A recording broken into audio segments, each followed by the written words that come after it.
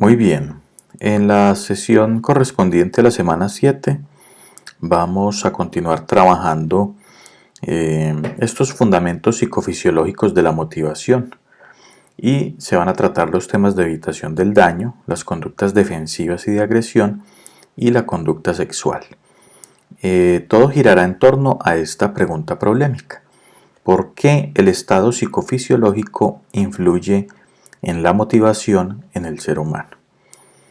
Para ello, ustedes tienen un material al cual pueden acceder, que es el que trabajaremos en esta clase, que está en el vínculo de Fundamentos Psicofisiológicos de la Motivación, parte 2. En esta parte, las temáticas que trabajaremos estarán relacionadas con la conducta de evitación del daño, que tiene varios tipos de respuesta para que la persona, para que el individuo, ante una situación agresiva del medio, pues pueda generar mecanismos para protegerse. Lo mismo sucede con las conductas defensivas y de agresión, que son tipos de respuesta, tanto la evitación como la defensa y la agresión, tipos de respuesta que se dan ante una situación del medio y que le permiten la adaptación al sujeto. Por supuesto, todo esto tiene que ver mucho con el proceso motivacional, porque lo que sucede en el entorno inmediato influye directamente en el tipo de respuesta que el sujeto entrega. Y finalizamos con el tema de la conducta sexual.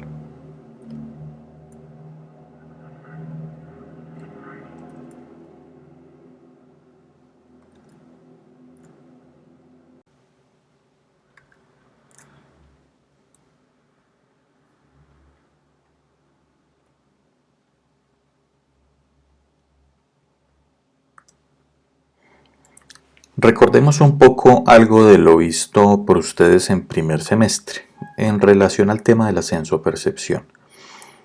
El término en sí mismo ya nos indica qué es lo que sucede. Lo que nos indica la palabra sensopercepción es que tiene un primer momento que está dado por la sensación, y ella entendida como toda la información que captamos a través de los sentidos. Aquí tenemos los 5 sentidos básicos: el oído, el olfato, el gusto, la vista y el tacto. Y pues en algunas clasificaciones se considera que puede haber derivaciones de esta clasificación básica cuando la información de diferentes sentidos empieza a mezclarse, es decir, la sensación táctil junto con la olfativa y la gustativa cuando estamos comiendo, o la información visual con la auditiva cuando estamos interactuando con el medio. Pero pues lo más importante de entender ahora es que realmente toda esta información que ingresa a través de los sentidos tiene sus propias vías independientes que van permitiendo que esa sensación se vaya captando, pero tiene diferentes niveles de complejidad que se van desarrollando a través del transcurrir de esta información por las diferentes vías, hasta llegar a diferentes áreas de integración en el cerebro, como las que vemos aquí, áreas en donde toda esta información que ingresó por los sentidos se complejiza, se integra y se le da finalmente un significado a cada uno de la información ingresada por cada sentido. Este es un tipo de significado muy primario, es una construcción muy elemental, bueno, elemental desde el punto de vista de lo que un significado complejo implicaría, pero muy organizada en términos de lo que sucede a nivel cerebral. Hay una gran complejidad en esa integración de la información. Por ejemplo, cuando una información visual ingresa, pues allí tenemos información sobre color, sobre forma, sobre distancia, sobre movimiento, es decir, si el objeto que estamos observando se mueve o no. Y toda esta información termina por integrarse en el lóbulo occipital, en las áreas terciarias de la visión, y esta información, pues una vez integrada, nos permite tener un todo sobre esa información visual. Es decir, no vemos la imagen segmentada en sus partes, sino que captamos un todo. Ahora, se da un segundo nivel de significación que está dado por la percepción. Es decir, yo ya hago una interpretación de esa información que se dio a nivel de los sentidos, y esa interpretación me permite dotar de un significado más complejo. Determinar, por ejemplo, si lo que observé implica algún tipo de amenaza o si es una escena agradable, algo que no implica un riesgo para mí como persona, y con base en eso, en esa interpretación ya más compleja que dota de significado lo que yo estoy captando, pues se generan procesos motivacionales para emitir la conducta. Lo mismo pasa no solamente en la visión, sino con los demás sentidos.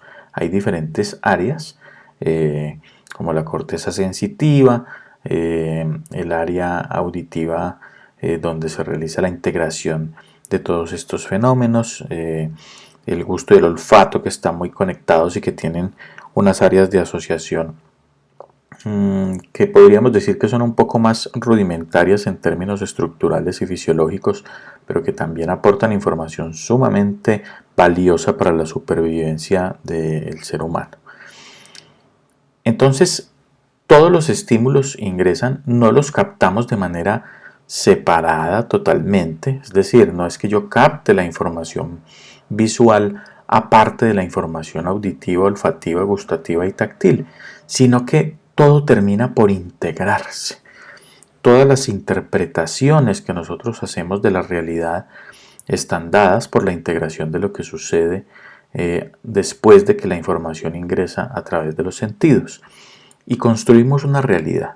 Construimos una realidad con base en esta información básica inicial, que también está influida, esta interpretación, por nuestras experiencias previas, nuestras memorias, tanto agradables como desagradables, lo que la cultura nos ha enseñado de lo que es el deber ser. Por ejemplo, las implicaciones morales son una interpretación de la realidad con base en lo que nos enseña la cultura, y todo esto se da en un proceso supremamente complejo a nivel del sistema nervioso, tanto periférico como central sobre todo.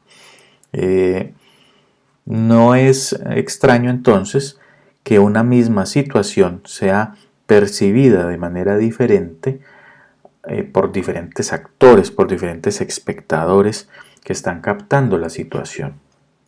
Porque como seres humanos, pues tenemos una historia de vida diferente, unas experiencias previas distintas.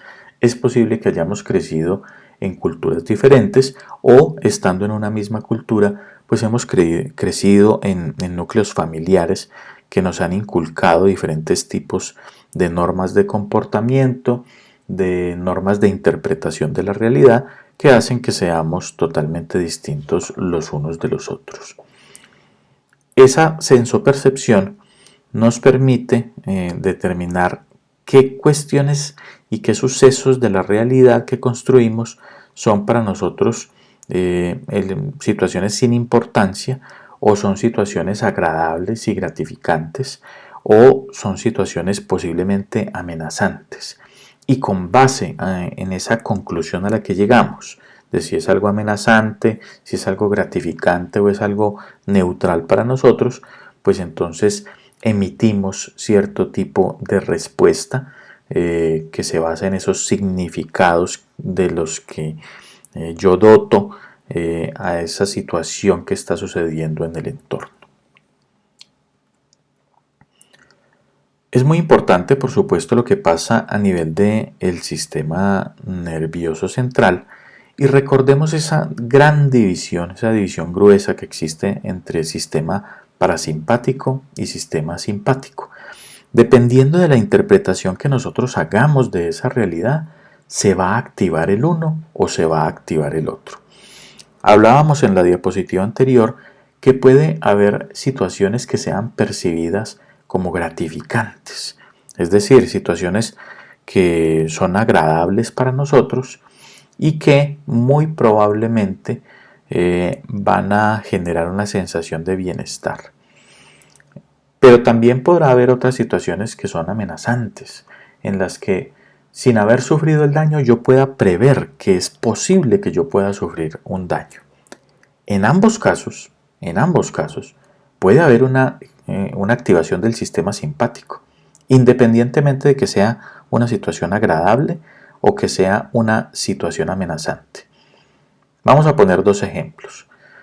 En una situación agradable, un familiar que no ves hace mucho tiempo, que tal vez haya ido a trabajar a otro país y que esa persona pues es de todo tu agrado, es una persona que siempre ha estado en sintonía contigo, que conversan de manera muy agradable, que se han entendido desde hace mucho tiempo.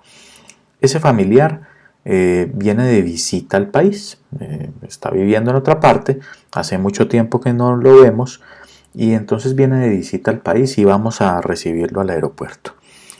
Desde el momento mismo en que, por ejemplo, llegamos al aeropuerto o incluso antes, solamente con el hecho de saber cuándo esa persona va a llegar, el día, la hora, el vuelo, ya empezamos a sentir cierto grado de ansiedad, un deseo porque esa persona llegue.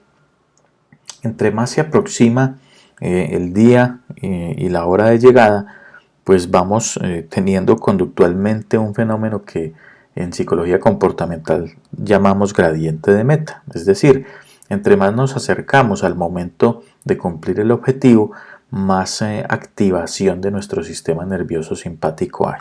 Tenemos más ansiedad, queremos o llegar más pronto o que el suceso suceda más, perdón la redundancia, que la situación, el suceso pase más rápido.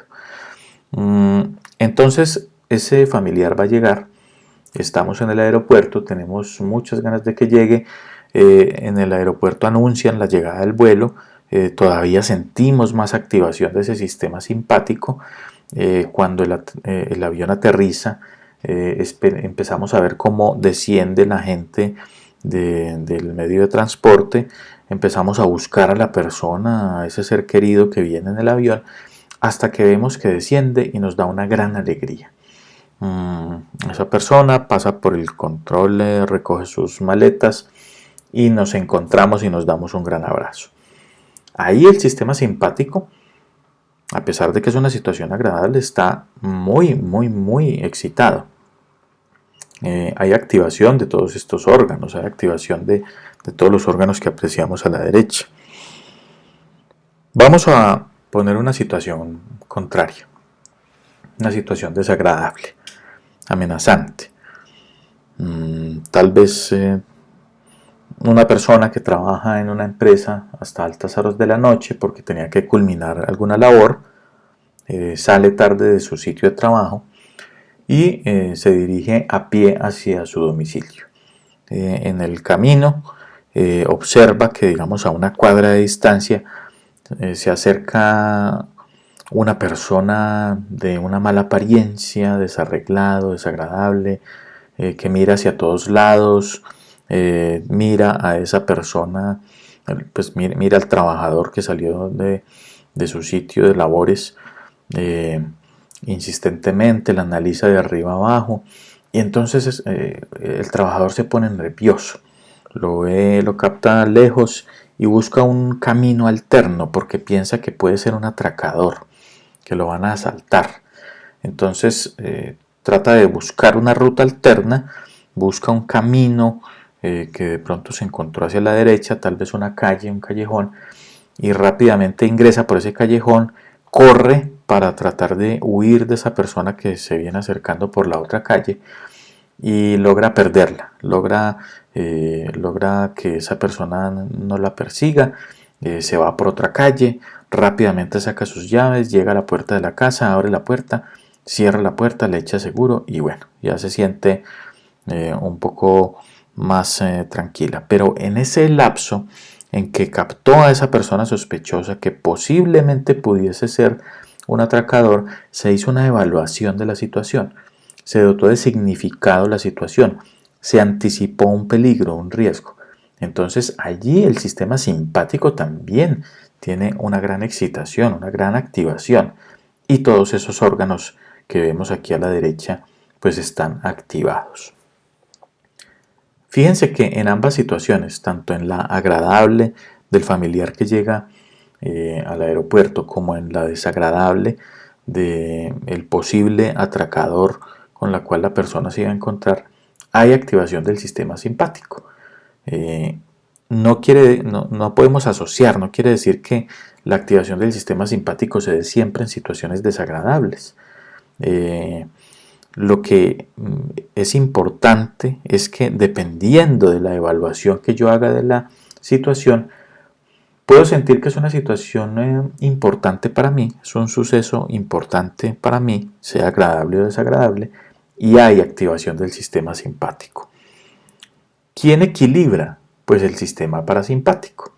Entonces el sistema parasimpático pues tiene una función homeostática también en comparación con el sistema simpático y viceversa. Si hay mucha activación del sistema parasimpático, es decir, todos estos órganos que están a la izquierda empiezan a tener este tipo de funcionamiento, entonces pues un exceso de activación del sistema parasimpático también tiene que ser contrarrestado por el sistema simpático, hasta que logremos un equilibrio, una homeostasis en donde no predomine en lo posible ninguno de los dos. Ahora, recordemos que la homeostasis es un estado ideal. Nunca se logra una total homeostasis en un ser vivo. Siempre estamos en una situación de búsqueda del equilibrio, siempre están sucediendo situaciones desequilibrantes. El hecho, por ejemplo, de que yo tenga una baja concentración de glucosa en sangre, como lo vimos en la clase anterior, cuando analizábamos lo que sucedía con los fenómenos del hambre o de la sed, en general la ingesta, ya implica un desequilibrio y eso me va a llevar a una activación que va a motivarme para buscar el alimento y volver a tratar de equilibrar todo mi sistema. No solamente físicamente, sino psicológicamente.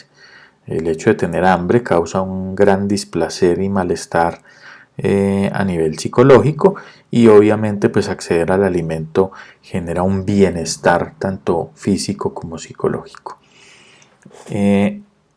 Estos dos sistemas entonces están en constante equilibrio o desequilibrio.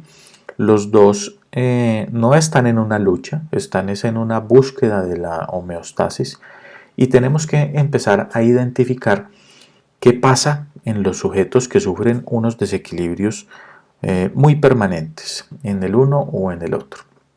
Una persona con una alta activación en el sistema parasimpático puede tener afectaciones no solamente a nivel orgánico, sino también a nivel psicológico. Uno ve personas que son demasiado lentas, que no actúan, que se tardan demasiado para tomar decisiones.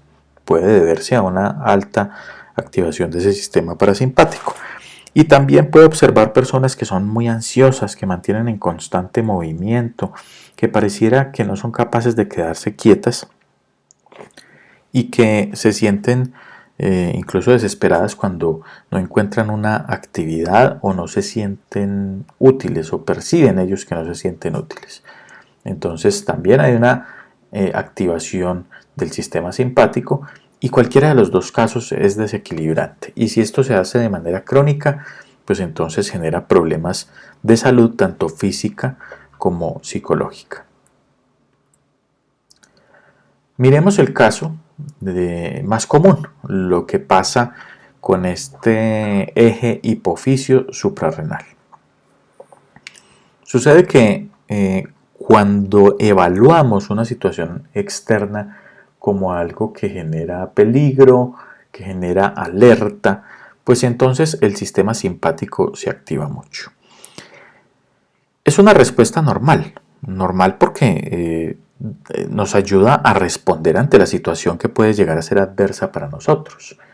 Llámese el caso del atracador, llámese un atraco, un asalto, llámese sobrecarga de trabajo en una persona, sobrecarga en el estudio, en alguien que está, por ejemplo, en un colegio o en una universidad, llámense problemas familiares o interpersonales en general, de pareja, un problema con un amigo, bueno, cualquier situación que genere un estado de alarma provoca una reacción que Hans Selye describió a mediados del siglo XX o por allá en la década del 60 del siglo XX como la respuesta de estrés. Y esa respuesta de estrés pues es adaptativa en su fase inicial porque necesitamos volver a recuperar el equilibrio. Necesitamos responder ante la situación que se está presentando y para poder responder pues necesitamos activarnos. Entonces la respuesta de estrés normal, ¿cómo sucede? Supongamos que ya se dio todo ese proceso sensoperceptual, ya integramos la información que llegó a través de los sentidos y ya la dotamos de significado. Y llegamos a la conclusión de que puede ser una situación amenazante, una situación que requiere de nuestra activación. Entonces, el hipotálamo genera una señal por supuesto química, que le informa a la glándula pituitaria que debe generar una activación para prepararse para enfrentar la situación. La glándula pituitaria, a su vez, genera otra señal bioquímica que la hace a través de una hormona que es la ACTH, la hormona adrenocorticotrópica. Esa señal química, esa ACTH, la produce la pituitaria, la envía a través de la sangre hasta la glándula suprarrenal.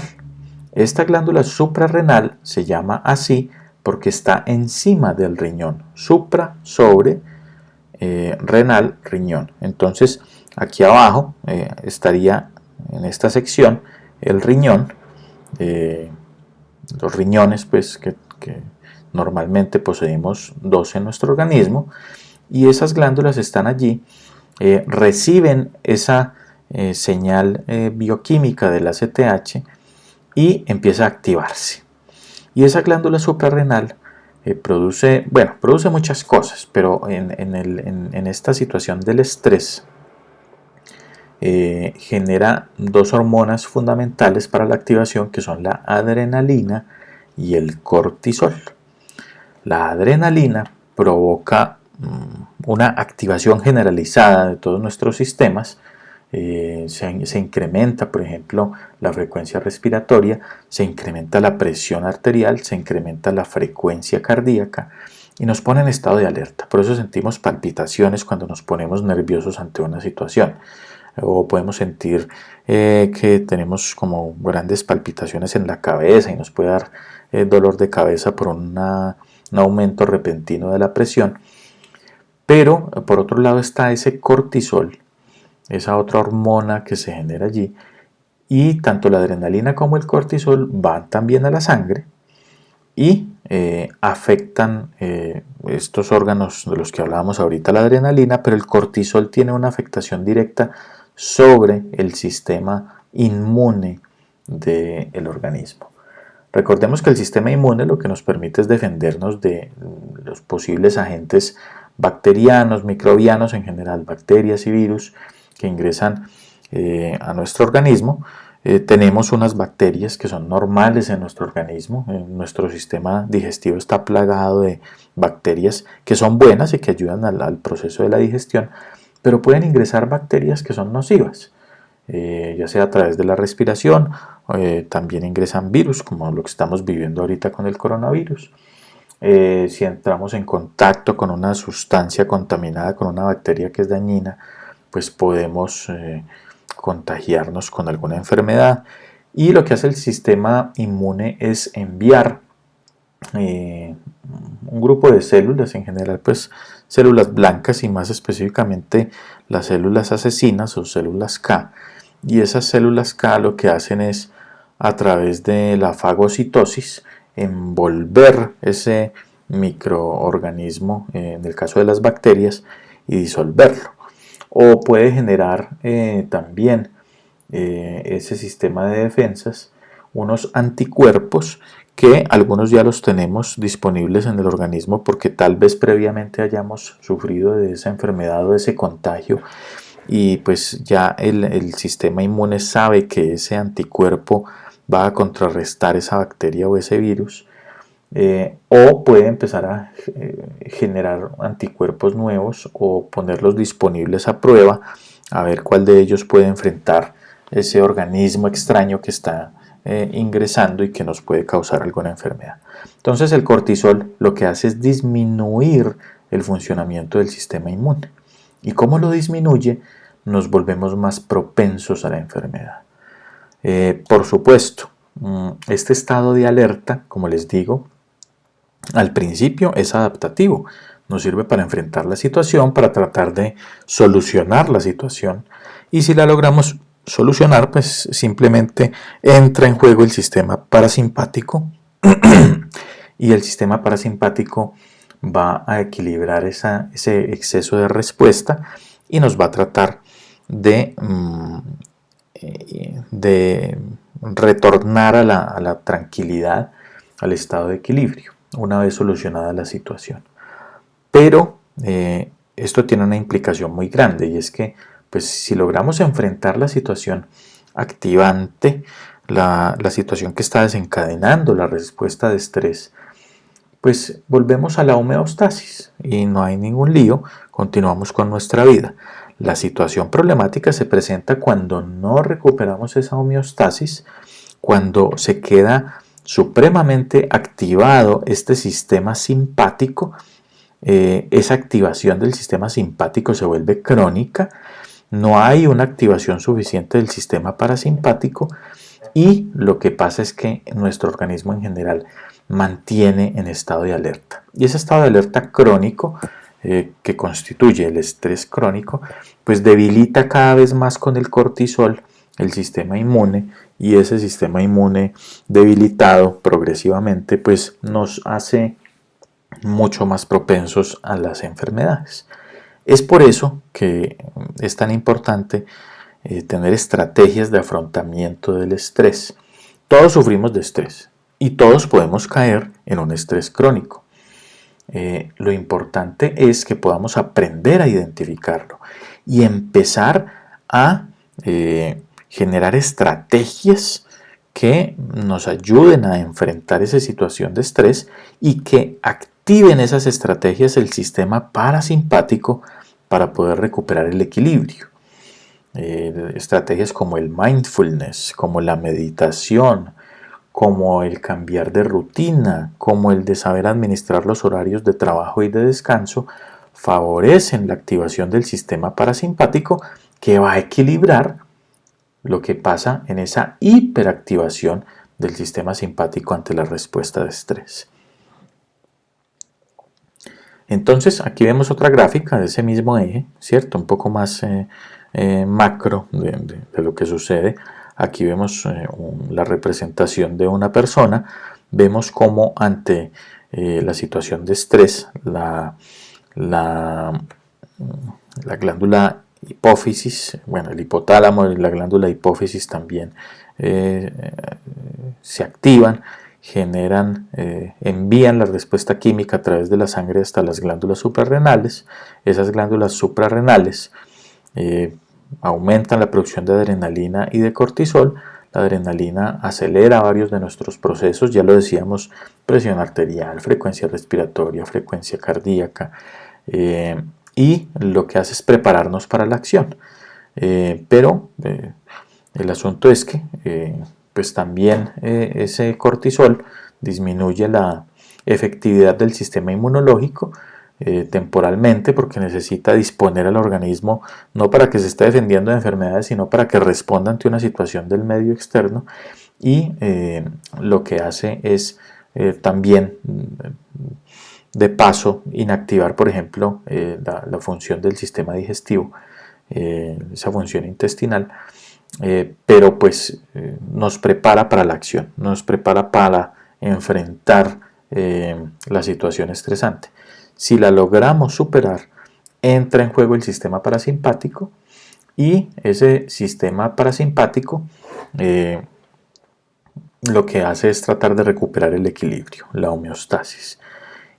Cuando logramos recuperar la homeostasis, pues la situación de estrés pasa y no nos vemos tan afectados. Pero si el estrés se vuelve crónico, ahí es donde viene el problema. Y ahí es donde se empieza a considerar el estrés como algo desadaptativo, algo que nos genera problemas de salud tanto física, biológica, por la disminución de la efectividad del sistema inmunológico, pero también a nivel psicológico porque nos sentimos agotados, nos sentimos cansados, nos sentimos abrumados por una cantidad de situaciones, empezamos a prever bastante el futuro tratando de controlar la situación y esto no hace sino alimentar más el estrés. Por lo tanto, es muy importante tener herramientas disponibles para hacer afrontamiento del estrés y poder activar ese sistema parasimpático de modo que equilibre al sistema simpático y nos permita recuperar esa homeostasis a nivel biológico y a nivel psicológico. Aquí vemos la gráfica tradicional que desde Hans Selye se propone para explicar el estrés, y es que estamos en un estado de equilibrio, aquí en el nivel normal de resistencia, estamos en la cotidianidad, no hay ningún tipo de tensión, no percibimos ningún tipo de dificultad, y lo que sucede es que se presenta una situación problemática. Entonces ahí entramos en una fase de desequilibrio. Miren que aquí venimos en equilibrio y nos desequilibramos porque evaluamos una situación del medio como estresante.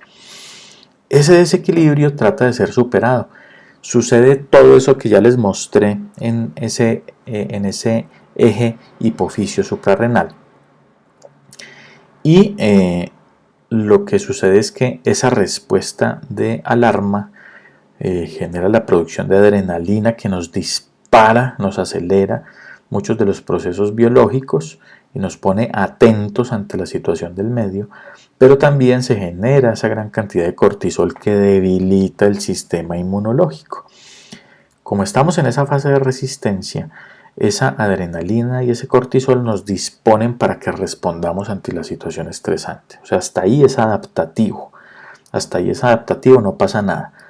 La mayoría de las veces lo que hacemos es que enfrentamos la situación, tomamos medidas, respondemos ante la situación, la resolvemos y volvemos a un estado de equilibrio, aquí a la línea de la mitad. Pero ¿qué pasa si no logramos equilibrarnos? ¿Qué pasa si el estrés se vuelve crónico? Pues entramos en una fase muy distinta que es la de agotamiento. Cuando el estrés crónico no cesa, cuando mantenemos en estado de estrés, pues pasamos al agotamiento. Y ese es un agotamiento físico y un agotamiento mental. Un agotamiento físico porque nuestros sistemas están tan activados, nuestros órganos están tan activados que entran en una fase de desgaste. Entonces tener la presión arterial alta pues genera un desgaste en el organismo. Tener la frecuencia cardíaca crónicamente alterada, muy por encima de lo que normalmente debe ser, pues nos altera. Sentimos esas palpitaciones desagradables en el pecho constantemente y eso genera también sensaciones de desagrado.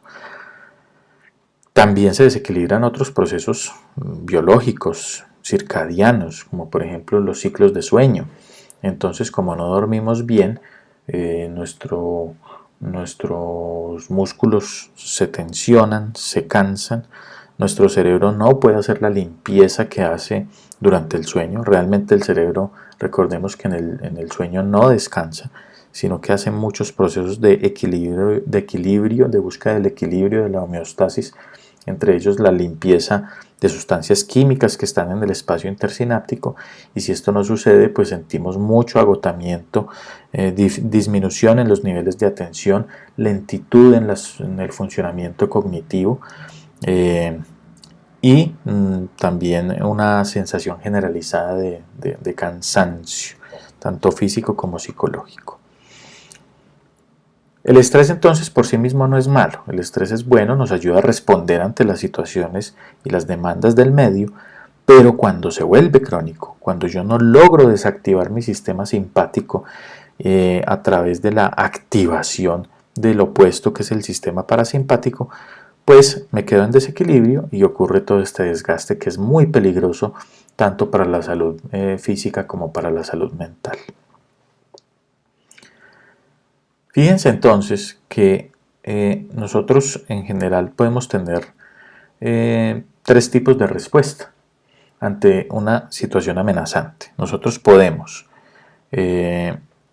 atacar la situación, enfrentarla, podemos quedarnos congelados, podemos quedarnos estáticos, quietos, y es otra forma de defensa que la hemos heredado evolutivamente. Si de pronto pensamos en un ser humano que vivía hace miles de años, tal vez en la selva, y que ese ser humano va caminando por esa selva buscando alimento y divisa a lo lejos que hay un animal peligroso, una fiera que lo puede atacar, pues una reacción puede ser quedarse totalmente quieto, tal vez agacharse y quedarse quieto para que ese animal peligroso que divisa a lo lejos pueda pasar y no lo ataque, evita el ataque de ese potencial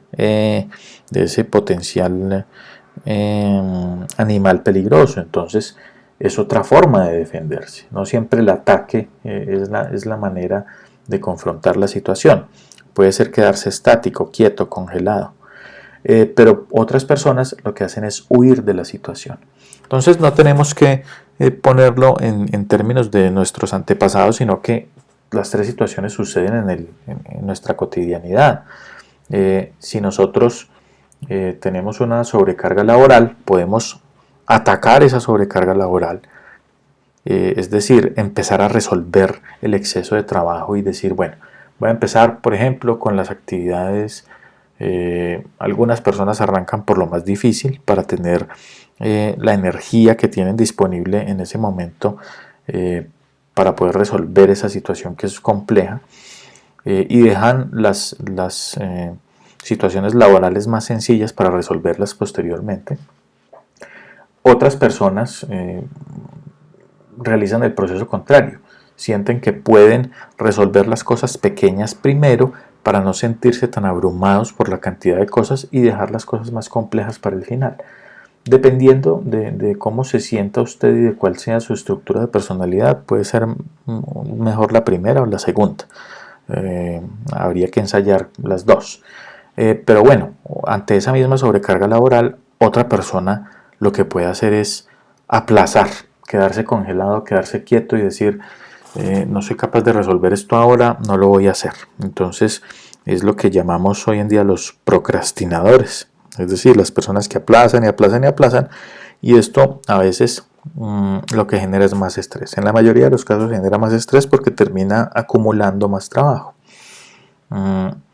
Lo que era para ese antepasado en la selva adaptativo, en el entorno laboral puede ser desadaptativo. Y el tercer tipo de respuesta, que es la respuesta de evitación, lo que hace es, por ejemplo, que la persona renuncia al trabajo. No, yo no soy capaz con esta situación, no quiero confrontarla, no soy capaz de resolverla, entonces renuncio. Esto no es para mí, yo no soy capaz de llevar a cabo lo que me están pidiendo, me parece que sobrepasa y desborda mis capacidades. Entonces podría ser que la respuesta de evitación sea renunciar a ese trabajo, o algunos lo que hacen es delegarlo a otros. Entonces, no soy capaz con esto, y pueden decirle al compañero, ven, ayúdame con esto, tengo demasiada sobrecarga. Y bueno, eso puede no ser malo necesariamente. El problema es cuando te acostumbras a eso y entonces no resuelves tu trabajo, sino que siempre se lo delegas a los demás. Por lo tanto, pues eso tampoco es adaptativo ni para ti ni para el otro, y eso genera dificultades. La respuesta del estrés o ante el estrés será adaptativa dependiendo de la situación. Depende de muchos factores. Pero si lo hablamos en términos de la sobrecarga laboral o la sobrecarga de estudio, tal vez la mejor alternativa sea enfrentarlo y empezar a resolver las cosas para sentirse menos abrumado, sentir que se tienen menos responsabilidades pendientes e ir resolviendo lo más complejo, tal vez lo que requiere de una resolución más inmediata para poder disminuir ese nivel de estrés. En esto influyen muchas estructuras. Vamos a pasar al tema de la conducta sexual. Tanto en la respuesta de estrés como en la conducta sexual, todas estas estructuras que vemos en esta diapositiva están influyendo. Y lo que sucede allí es que en la conducta sexual, que también es una conducta motivadora porque, por ejemplo, puede favorecer la socialización.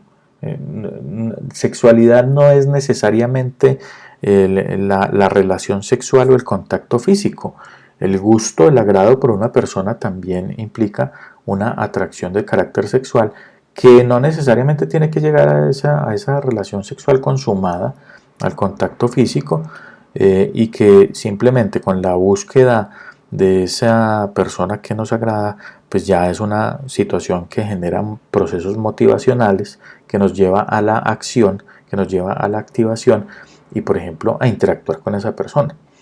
A usted le puede gustar a alguien y no necesariamente lograr el contacto sexual, pero sí la socialización con ese sujeto. Le gusta a esa persona, busca conversar con ella, busca situaciones que sean agradables para ambos. Bueno, la conducta sexual tiene o está muy influenciada por la activación del hipotálamo.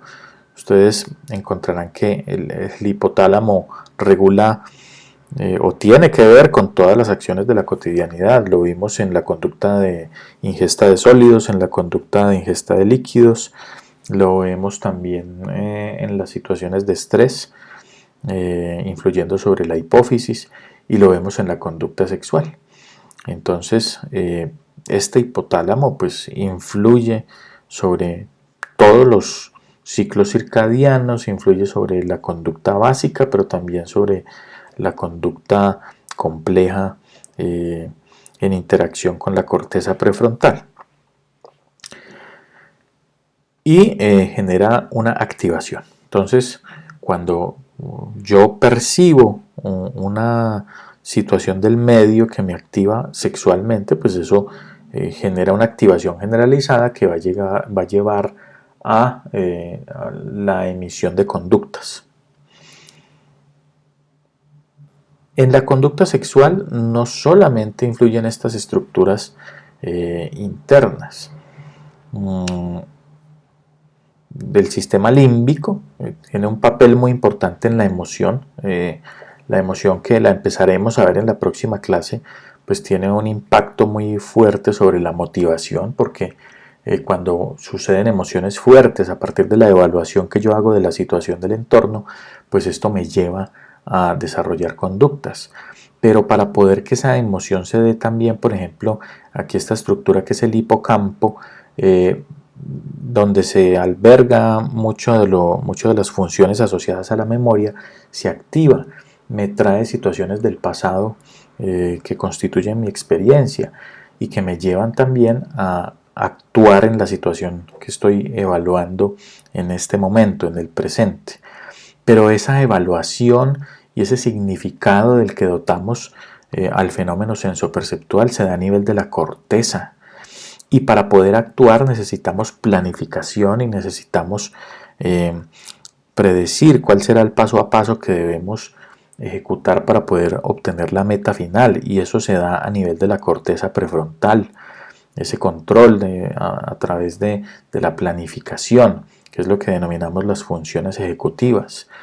Pero resulta que el cerebelo tiene un papel muy importante en ese primer momento de la sensopercepción, en tanto que integra la información que viene de los sentidos, pero nos permite también, no solamente en el momento de la sensopercepción, captar e integrar la información o intervenir en esa integración que se dará luego en la corteza, sino que también regulará muchos de los movimientos que ejecutaremos durante la emisión de la conducta. Y esos movimientos se dan porque en el tronco encefálico pues se dan muchas de las funciones que nos permiten mantenernos vivos, como la respiración, los procesos automáticos del ritmo cardíaco. Muchos de los núcleos que se encuentran en el tronco encefálico regulan los ciclos circadianos de los seres humanos, pero también ese tronco encefálico pues se conecta con médula espinal, y a través de la médula espinal pues vendrán por vías ascendentes informaciones que, por ejemplo, vienen del sentido del tacto, de la información que recogemos a través del sentido del tacto por vías ascendentes, vías que vienen del sistema nervioso periférico, llegan a la médula espinal y ascienden hacia por todo el sistema nervioso central para ser interpretadas, pero también por esa médula espinal hay unas vías que vienen desde corteza y desde las estructuras internas y centrales por vías descendentes, y que van a conectar con el sistema nervioso periférico para producir la respuesta motora. Entonces la médula espinal también está jugando un papel importante allí. Y bueno, una cantidad de estructuras que están allí interviniendo en que yo haga procesos de sensopercepción con la información que recojo a través de los sentidos, y procesos de respuesta ante la interpretación que yo hago y la construcción que yo hago de la realidad. Y esos procesos de respuesta vienen de o explican la motivación humana, y explican, por supuesto, la consecuente emisión de la conducta que se da luego de que el sujeto se siente motivado. Entonces, a lo que vamos en esta diapositiva es a mostrar que nuestro sistema nervioso y las estructuras del cerebro, a pesar de que tienen funciones específicas, y que hemos identificado muchas áreas que tienen funciones específicas, realmente están trabajando de manera integrada. No podemos ver el sistema nervioso, ver el funcionamiento del cerebro por partes aisladas siempre, sino que tenemos que entender que hay conexiones muy complejas, tejidos neuronales muy complejos que interconectan las diferentes áreas y que están generando toda la conducta motivacional y toda la respuesta conductual. Entonces, en la conducta sexual sucede el mismo esquema que sucede ante cualquier otra situación del medio.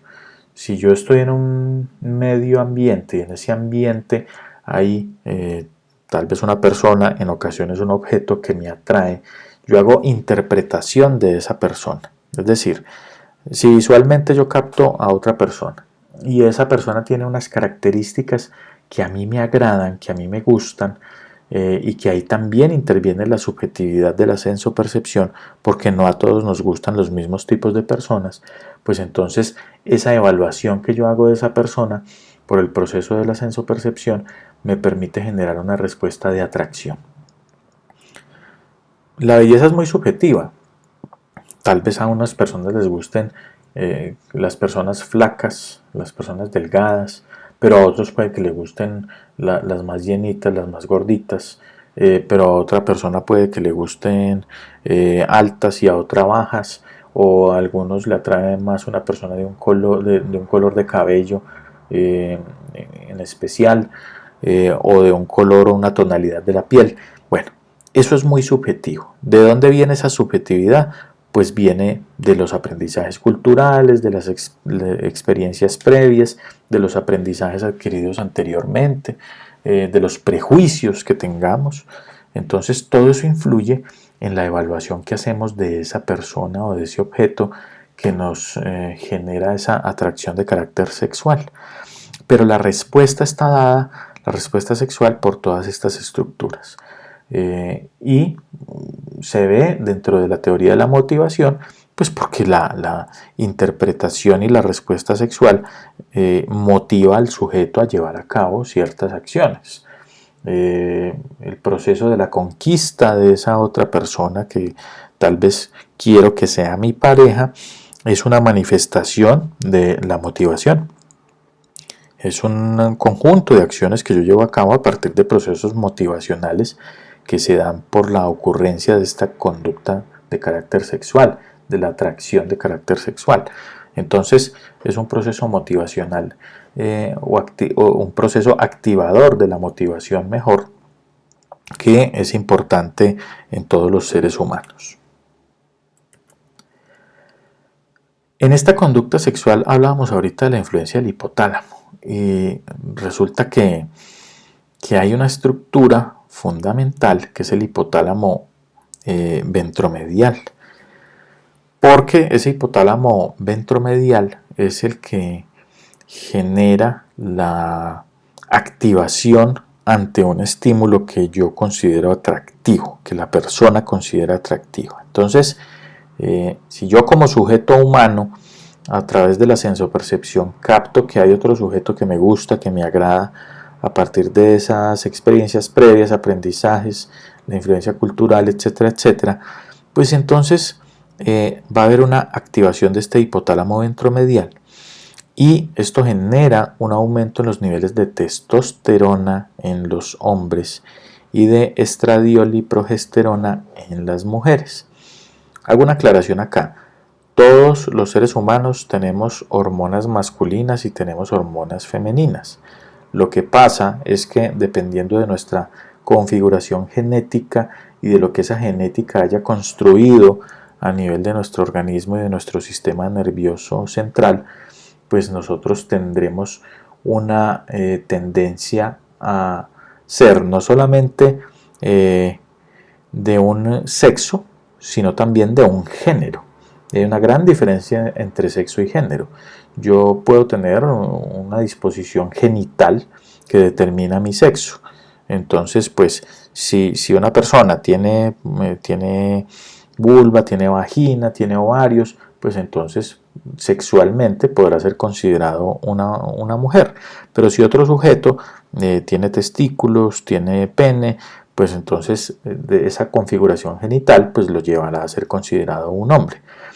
Pero está por otro lado la construcción del género, que independientemente de esa configuración genital que tengamos, puede llevar a que una persona le atraigan las personas del mismo sexo o le atraigan las personas del sexo opuesto, en cuyo caso será respectivamente homosexual o será heterosexual.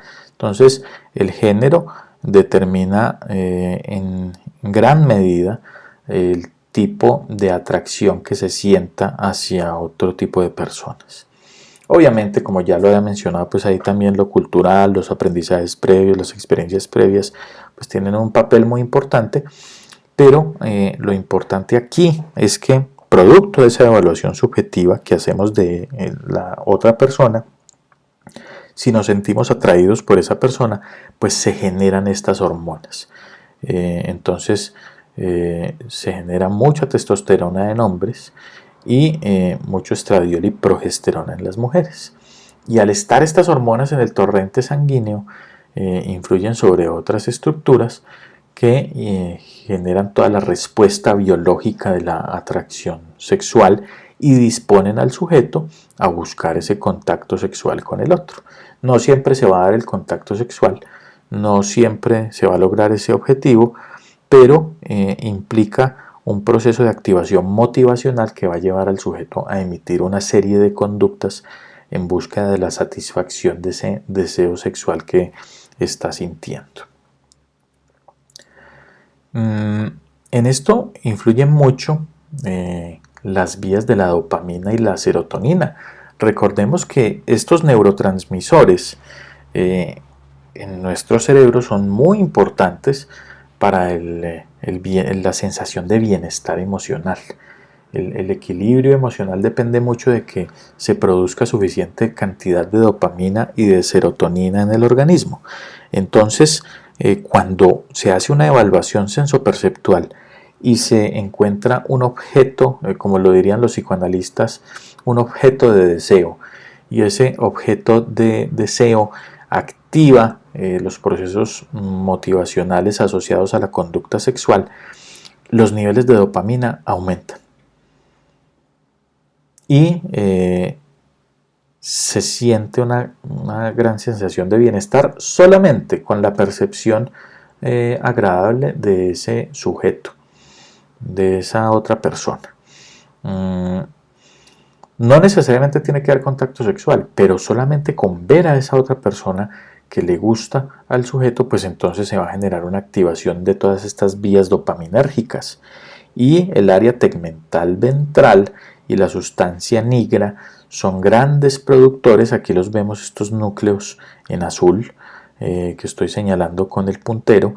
El área tegmental ventral y la sustancia nigra producen mucha dopamina. Y esa dopamina viaja a través de unas vías hacia otras estructuras, como el cuerpo estriado, viaja hacia la corteza prefrontal, que recordemos que nos ayuda mucho en la planificación y toma de decisiones, viaja a estructuras como por ejemplo el hipocampo y genera activación de las memorias,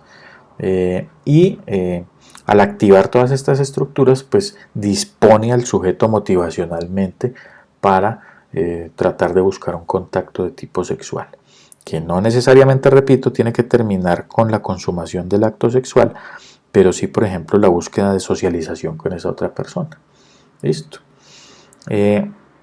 Pero también la serotonina se empieza a producir en gran medida cuando tenemos una activación de carácter sexual, y la serotonina influye de una manera muy directa sobre estas estructuras que ya vimos, pero también en estructuras como la corteza, para la integración sensorial, para los procesos de atención también, a través de diferentes núcleos del tálamo, también sobre los procesos de memoria en el hipocampo, y esa activación que generan la dopamina y la serotonina disponen al sujeto a que esté muy activo conductualmente. Por lo tanto, vemos la influencia de la percepción en términos de la sexualidad en la activación de los procesos motivacionales y consecuentemente en la activación de las conductas asociadas al mismo.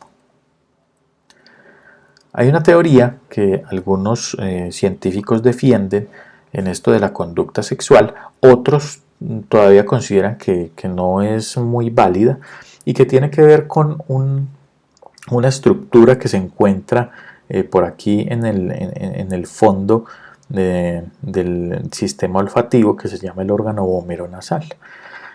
Algunos científicos han estudiado la respuesta de los seres humanos ante la secreción de hormonas humanas, y pues lo que han encontrado es que aquí en el fondo del sistema olfativo, en la parte posterior de la nariz a nivel medial, existe un cúmulo de terminales nerviosas que cuando estas feromonas que segregamos los seres humanos, como los segregan también otras especies, están en el ambiente, pues entonces impactan estas feromonas a estos receptores nerviosos, y estos receptores nerviosos activan muchos procesos de conducta sexual, pero también de conductas de socialización. Hay reportado un caso muy interesante que incluso lo han pasado en documentales en Discovery desde hace varios años, en donde muchos de los estudios que se empezaron a generar en este sentido de estudiar el órgano vomeronasal surgieron después de una situación en un laboratorio. En un laboratorio había un conjunto de científicos trabajando allá, y ellos notaban que había días en que estaban muy dispuestos a socializar, y se encontraban y se reían y charlaban un rato y se relajaban un poco en medio de la jornada laboral, y había otros días en que no les interesaba socializar con los otros compañeros y se dedicaban solamente a su trabajo. Resulta que estos científicos trabajaban con cultivos de piel humana y estos cultivos de piel humana pues se hacen para tratar de restaurar la piel en lesiones muy graves de la misma, como raspaduras muy extensas y muy profundas que causan grandes daños en la piel, o en personas que han sufrido de quemaduras de segundo y tercer grado, sobre todo de tercer grado.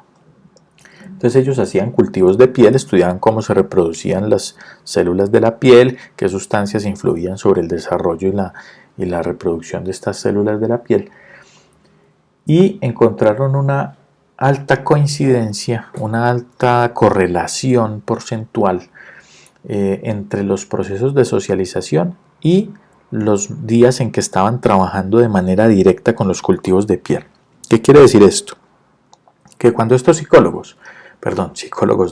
cuando estos científicos que se dedicaban a cultivar la piel estaban trabajando allá en las probetas que contenían los cultivos de piel, directamente con ellos, cerca a ellos, ellos se sentían más propensos, luego de que terminaban ese trabajo directo con la piel, a socializar con los compañeros. Pero cuando no estaban trabajando directamente con los cultivos de piel, sino que estaban, por ejemplo, analizando datos, sacando estadísticas, buscando información, otros antecedentes de otros estudios científicos con respecto al cultivo de la piel o relacionados con el cultivo de la piel, es decir, no estaban en contacto directo con las probetas, su tendencia era mucho menor a la socialización y no estaban tan orientados a buscar la compañía de los otros trabajadores, de los otros compañeros de trabajo. Entonces encontraron una alta correlación en esto. Ellos mismos dijeron, claro, socializamos más cuando estamos en contacto con los cultivos de piel, los cuales los llevó a inferir que estos cultivos de piel, estas células de la piel que estaban cultivando, estaban generando feromonas, como lo hace cualquier otra especie diferente a la humana, y esas feromonas, cuando eran captadas a través de este órgano vomeronasal, pues mandaban una señal que activaba diferentes mecanismos complejos relacionados con la socialización y con la conducta sexual. Como les digo, es una teoría todavía muy discutida, de la cual no se acepta del todo en la actualidad, pero que es importante conocerla porque puede ser importante entender cómo nosotros tenemos todavía un componente muy automatizado en términos de la influencia de ciertas sustancias bioquímicas en nuestro sistema nervioso central, y cómo este tipo de sustancias pueden generar procesos motivacionales que llevarán a la emisión de conductas, en este caso conductas sexuales y conductas de socialización. Vemos acá algunas de las estructuras que ya habíamos mencionado antes, y estas tres estructuras que vemos en esta gráfica, que son el área tegmental ventral, que son el núcleo accumbens y la corteza prefrontal, están interconectadas entre sí. Si ustedes observan, esta área tegmental ventral está muy relacionada con el hipotálamo, tiene unas vías que conectan también abajo con el tálamo, pero también está muy cerca y tienen conexiones con el hipocampo, que está ayudando en los procesos, o está muy relacionado con los procesos de memoria, mientras que el núcleo accumbens está muy cerca y tiene conexiones directas con la amígdala cerebral, y esta amígdala está muy relacionada con los procesos emocionales, con la producción de la emoción, y el córtex prefrontal, que está relacionado, como ya lo mencionaba anteriormente, con las funciones ejecutivas, es decir, la capacidad de planificar las acciones que vamos a llevar a cabo para alcanzar un objetivo, y que influye también mucho en la toma de decisiones. Resulta que estas tres estructuras están conectadas. El área tegmental ventral conecta con el núcleo accumbens y conecta con el córtex prefrontal, pero también esas vías no van solo en ese sentido, sino que vuelven. sea, hay vías que se devuelven del córtex prefrontal al núcleo accumbens y conectan también con el área tegmental ventral. ¿Qué quiere decir esto? Que hay conexión entre los procesos de captación y distribución de la información sensoperceptual que se dan en el tálamo con las estructuras de memoria, conexión con las emociones manifestadas a través de una de las estructuras que tiene que ver con ellas, que es la amígdala, y también conexiones con la planificación y toma de decisiones. Por lo tanto, este circuito de recompensa se llama así porque cuando yo planifico una acción, estoy previendo cuál va a ser el resultado. Y si yo alcanzo ese resultado, entonces voy a sentirme reforzado. Si yo tengo una meta y alcanzo esa meta, yo me estoy autorreforzando, no solamente mediante autoinstrucciones, por ejemplo, diciéndome, uy, qué bien lo hice, o qué bien desarrollé esta actividad, o qué bien alcancé la meta. Esa puede ser una forma de recompensa. Pero cuando yo me estoy dando esa recompensa y cuando yo logré el objetivo, también estas estructuras como el núcleo accumbens y el área tegmental ventral influyen sobre la producción de dopamina y serotonina, y eso provoca que yo me sienta muy bien, que tenga una sensación de gratificación y de bienestar. Por eso se llama circuito de recompensa, porque cuando nosotros como seres humanos planificamos una acción, alcanzamos el objetivo, inmediatamente se produce una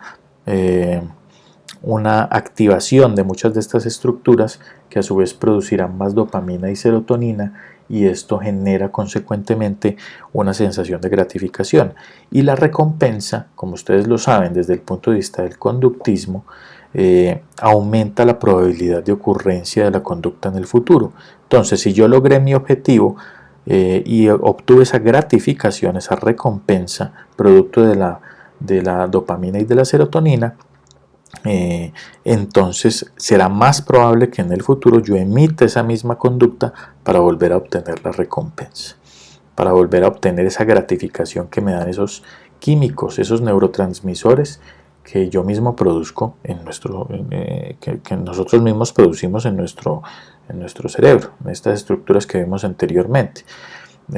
Por lo tanto, este circuito de recompensa es de vital importancia tenerlo en cuenta en los procesos motivacionales, porque esa recompensa, al aumentar la probabilidad de ocurrencia de la conducta en el futuro, pues lo que nos está diciendo es que nos va a motivar a repetir la acción, nos va a motivar a repetir la conducta. Sucede lo contrario, si lo que yo obtengo es una consecuencia desagradable, pues voy a disminuir la probabilidad de ocurrencia de esa conducta en el futuro, y no se va a dar esta recompensa, no se va a dar esta producción de dopamina y serotonina, y no se va a generar la sensación de bienestar. Bien, con esto culminamos entonces la presentación de la sesión de hoy. Por favor, tengan en cuenta lo que está subido en la plataforma, tanto los materiales como las actividades, para las futuras sesiones. Cualquier duda o pregunta la pueden formular a través del correo electrónico, que estaré pues dispuesto a dar respuesta a cualquier situación que se les presente. Un feliz día.